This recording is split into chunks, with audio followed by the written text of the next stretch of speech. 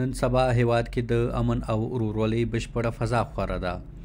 د متحدو قومونو دغه کاروان د هیواد له غربه تر ختیځه سلګونه میله په امن او خوښۍ مزل کړی دی.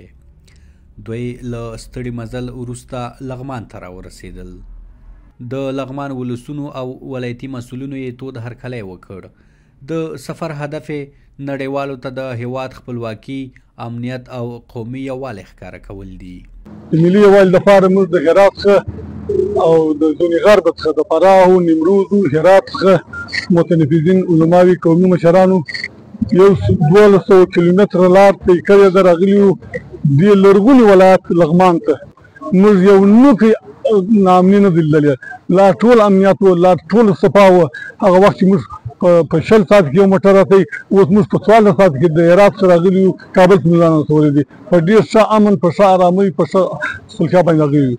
این 1200 کیلومتر را که ما آمدیم هیچ گونه تکلیف و یا مزاحمت و یا ناامنی را مشاهده نکردیم.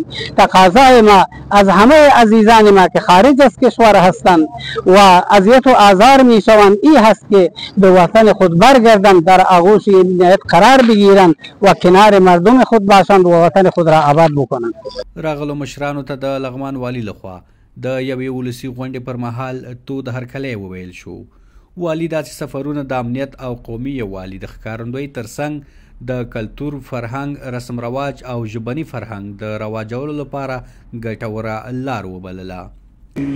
د دې ځای عنعنات او کلتور، د دې ځای خلک مشران د هغوی نظرونه یو بل سره د نظر تبادله او په دې آزاد او امن فضا کې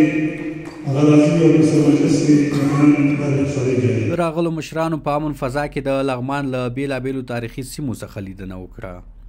د یادونې ده چې هیواد کې د بشپړ امنیت له راتلو وروسته هره ورځ سلګونه تنه د هیواد بیلابیلو سیمو ته سفرونه کوي او خوښي لمانځي.